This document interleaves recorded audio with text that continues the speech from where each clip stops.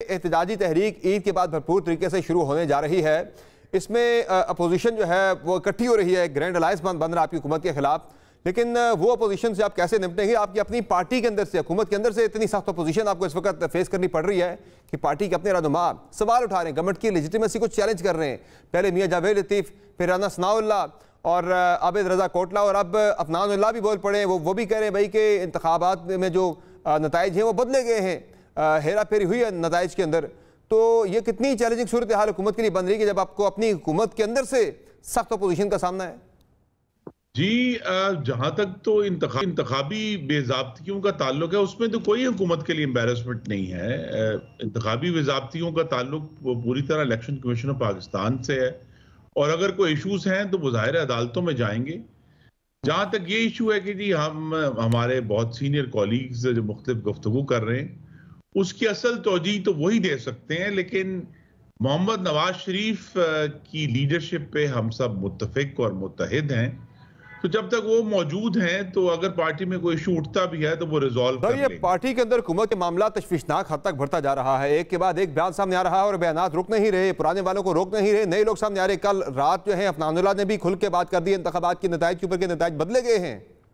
तो मियां नवाज शरीफ साहब इस मामले पे क्यों खामोश हैं? और मुझे ये भी बता दें सर कि वो रोक क्यों नहीं रहे पार्टी के अंदर उठने वाली इस तरह की आवाजों को? ये देखिए ना, ये तो उनकी सवाबदीद है, और जब वो समझेंगे वो मीडिया से बात करेंगे। इस वक्त तो मैं सिर्फ कियास सराही ये कर सकता हूँ कि अभी जब हुकूमतें बने हुए चंद हफ्ते हुए हैं तो वो चाहते हैं कि हर लिहाज से जनाब शहबाज शरीफ और मरीम नवाज साहिबा जो हैं वो पूरी तरह अपनी अपनी हुकूमतों के इंचार्ज बनकर अपनी पॉलिसियां दें, पेशरफ्त करें। और अभी चूंकि इंतखाबात हुए चंद हफ्ते हुए हैं तो सियासत का उस तरह अभी वक्त नहीं है। कुछ अरसे बाद ये मामला खुलेगा। ईद के बाद कह रहे हैं कि जी अगर कोई एहतजाजी तहरीक होती भी है, लेकिन हुकूमत के सामने एहतजाजी तहरीक का चैलेंज नहीं है। हुकूमत के सामने बिलाखिर महंगाई का और दहशतगर्दी का बढ़ता हुआ चैलेंज है, जिसको उन्होंने डील करना। अपोजिशन या तहरीक से ज्यादा तो आपके अपने लोग फिलहाल आपके लिए एक ठीक ठाक चैलेंज बने हुए हैं, जो अपनी पार्टी को, अपनी हुकूमत को ज्यादा रगड़ा लगा रहे हैं अपोजिशन से भी। नहीं, मैं बड़े अदब से कहूंगा कि वो भी मेरे बड़े सीनियर भाई हैं, कॉलीग्स हैं। बेहतर कम्युनिकेशन अगर जमात की तरफ से होगी तो उनके भी मामलात का अजाला हो जाएगा। इसलिए ये तजवीज़ सबसे बेहतर यही है कि फौरी तौर पर जमात की जो आला तरीन फोरम्स हैं, सेंट्रल वर्किंग कमेटी है, सेंट्रल एग्जीक्यूटिव कमेटी है, उनके इजलास होने चाहिए, ताकि जिसको जो भी कोई तहफ़्फ़ुज़ात हैं उसका खुलकर इजहार हो, राय सुनाए भी और सुनी भी जाए, तो इससे बहुत हद तक ये मामला हल हो जाए। सर, पार्टी पर मरहम रखने के बजाय उन लोगों के जख्मों पर नमकपाशी कर रही है। पंजाब से मोहसिन नकवी साहब को सेनेटर ले आई अपने लोगों को नज़रअंदाज करके, फिर काकड़ साहब को भी सेनेटर बनवा दिया अपनी पार्टी के लोगों को नज़रअंदाज करके। तो ये कोई प्रेशर है सर कोई नून लीग के ऊपर? क्या मजबूरी है कोई कि आप अवॉइड नहीं कर सकते इसे? जी, प्रेशर सिर्फ एक ही है और वो है कि पाकिस्तान के अवाम को बेहतरीन तरीके से डिलीवर करना है।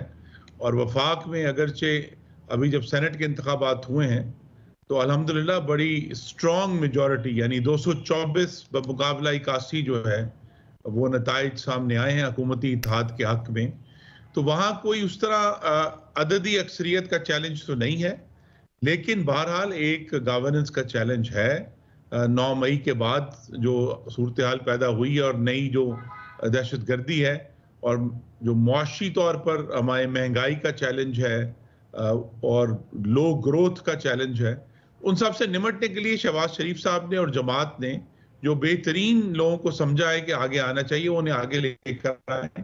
तो खुर्रम दस्तगीर साहब, सनाउल्लाह साहब के इस बयान से या इस बात से आप उनकी इत्तफाक करते हैं कि मोहसिन नकवी साहब और औरंगजेब साहब जो हैं वो हुकूमत के तसलसल की गारंटी, यानी हुकूमत के लिए उन्हें इंश्योरेंस पॉलिसी समझ रहे हैं, वो आप ही उनकी राय से इत्तफाक करते हैं? साहब की राय जो है चूंकि खुद वो वज़ीर दाखिला इस मुल्क के रहे हैं, तो उन्हें बहुत बेहतर अंदाजा है कि कौन से मामलात इन मौक़ों पर उठते हैं। तो उनकी राय, मैं यही कहूँगा कि उनकी राय मुकद्दम है, लेकिन बहरहाल एक जमात ने और हुकूमत ने एक फैसले किए हैं जिसकी बुनियाद पर हमें आगे चलना है। और अगर हुकूमत के तसल्जुल की अगर कोई गारंटी है मेरी नज़र में, तो वो जनाब आसिफ अली जरदारी की अवान सदर में मौजूदगी है। उसका जब तक वो वहाँ मौजूद हैं तो हुकूमती इत्तेहाद के अंदर हमें ये तवक्को है कि वो इत्तेहाद और इत्तेफाक रहेगा। अभी आने वाले दिनों में बजट भी आ रहा है और बड़ी सीरियस लेजिस्लेशन होनी है। तो जब तक हुकूमती इत्तेहाद मजबूत है तो फिर अददी तौर पर पार्लियामान में हुकूमत को गिराना आसान तकरीबन इस वक्त बहुत मुश्किल है। तो वो असल गारंटी है कि हुकूमती इत्तेहाद कायम रहेगा तो हुकूमत का तसलसल रहेगा। सर, ये जरदारी साहब कैसे हो गए आपकी हुकूमत की इंश्योरेंस पॉलिसी कैसे हो गए? अगर कल को आपके मामलात बिगड़ जाते हैं उनके साथ जरा से भी, तो इत्तेमाद के वोट का भी सबसे पहले जरदारी साहब नहीं कहना है आपको? नहीं, देखिए, जब तक तो वो वहां मौजूद हैं, कम्युनिकेशन आसान है हाईएस्ट लेवल पे, जो कि वजीर आजम ने और सदर मुमलिकत के दौरान करनी है। सियासत है, उसके अंदर इख्तलाफात को तो कभी भी आप रद्द नहीं कर सकते, हो जाते हैं या सियासी बुनियाद पे या सियासी फवायद के लिए, लेकिन वो मामलात तभी उठेंगे जब अगले इंतखाबात करीब आएंगे। अभी तो चूंकि नई नई हुकूमतें बनी हैं तो लिहाजा एक हमारी भी कोशिश और दुआ यही है कि हुकूमत को वो यकसुई हासिल हो कि वो महंगाई और तो ये सिर्फ आप जरदारी साहब को ही इंश्योरेंस समझ रहे गवर्नमेंट की, या मोहसिन नकवी साहब और औरंगजेब साहब के बारे में जो राना साहब की राय थी कि वो भी हैं, उन्हें भी आप समझते हैं? नहीं, देखिए, कंपैरिजन इसमें तो कैलकुलेशन में और राय में और देखने के जाविये में हम सब का फर्क हो सकता है, लेकिन असल जो मीट्रिक है वो तो ऐवान के अंदर जो आपके पास अक्सरियत का मौजूद होना, तो उसमें जो है वो दोनों हजरात चूंकि सेनेट में हैं तो हुकूमत का ताल्लुक तो कौमी असेंबली की अक्सरियत से, इसलिए मैंने कहा कि जरदारी साहब की अहमियत ज्यादा है किसी और पैराए में बात कर रहा था हुकूमत को कायम रखने में। बाकी जैसे जब नए इंतखाबात करीब आएंगे या जब हम 2026 या 27 में इंशाल्लाह पहुंचेंगे तो फिर सब जमातें अपने अपने सियासी मफादात के मुताबिक अपनी कैलकुलेशन करेंगी और अपने फैसले करेंगी। अच्छा सर, ये बताएं कि इंतजामी तौर पे अगर देखा जाए तो हालात काफ़ी तेज़ी से ख़राब हो रहे हैं, जजेस को खतूत मौसूल हो रहे हैं, खत पे खत मौसूल हो रहा है, धमकी आमेज़।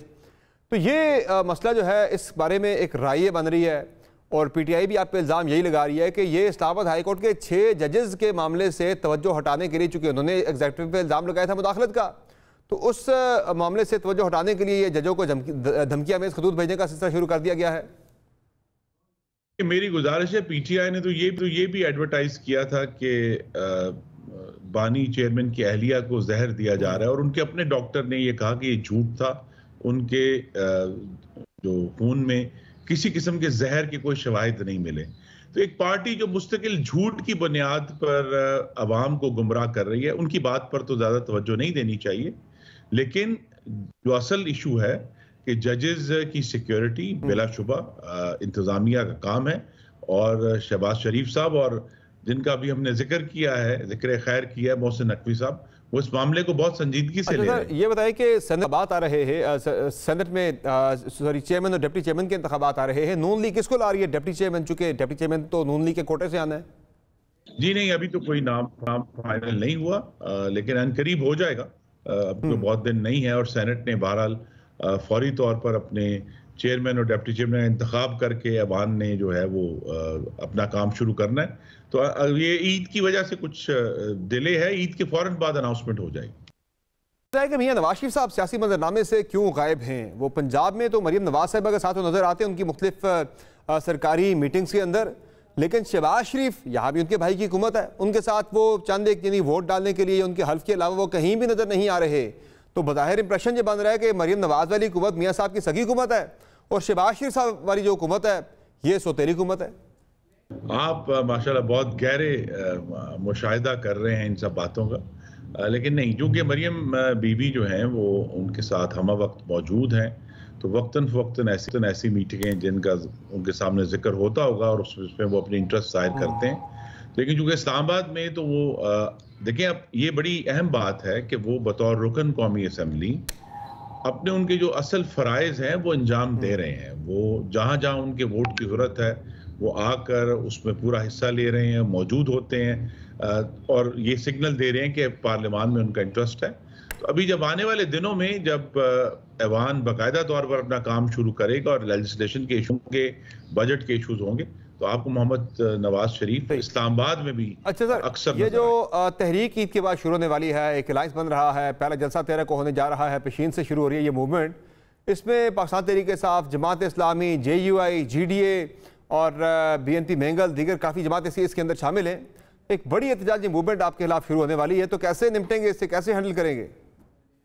देखिए, जमहूरियत में ऑपोजिशन का इकट्ठे होकर जलसे करना, मैं तो हमेशा इसको वेलकम करता हूँ, खुशामदीद कहता हूँ कि उससे अवाम की राय में पुख्तगी आती है, समझ आती है कि इस वक्त क्या इश्यूज हैं। और ये सब जमातों का इकट्ठा होना मेरे लिए इसलिए कुछ कह सकते हैं कि बाइस तकवीयत है कि ये सब जमातें हैं जो पुरअमन एहतजाज पर यकीन रखती हैं, जिन्होंने कोई 9 मई नहीं किया। तो ये तवक्को है कि ये जमातें जो हैं, PTI के भी जो मुतशद्दिद रवैये हैं, उनको भी अमन की तरफ लेकर आएंगे और वो अपनी बात ज़रूर करें, पूरे मुल्क में एहतजाज करें, पूरे मुल्क में इश्यूज जो जिन्हें हल होना है वो रेज करें। तो इससे हुकूमत की एक राबरी भी होती है और अवाम की जो राय है उसको सही तौर पे चैनलाइज करने का भी मौका मिलता है। तो वो तो गिराने के लिए आ रहे हैं। जी, वो ठीक है। वो जरूर आए। हमने मुस्लिम लीग नून वो जमात है जिसने गालिबन सबसे बड़े चैलेंजेस 2014 में हमने धरने का सामना किया, पूरे मुल्क में जलसों का सामना किया। 2016 में एक मुतशद्दिद जत्था जो पेशावर से चलकर इस्लामाबाद पर हमलावर हुआ, उसका सामना किया। फिर हमने 25 मई का सामना किया, 9 मई का सामना किया। तो ये ऑपोजिशन के बाजू हमारे आजमाए हुए हैं। तो इससे कोई इशू बड़ा पाकिस्तान के अवाम को रिलीफ देना और उनकी बेहतरी करना है। ऑपोजिशन से सियासी मैदान पे, पार्लियामान में और पार्लियामान के अंदर जो है, हम उनके सामने मौजूद हैं और उनका सामना करें।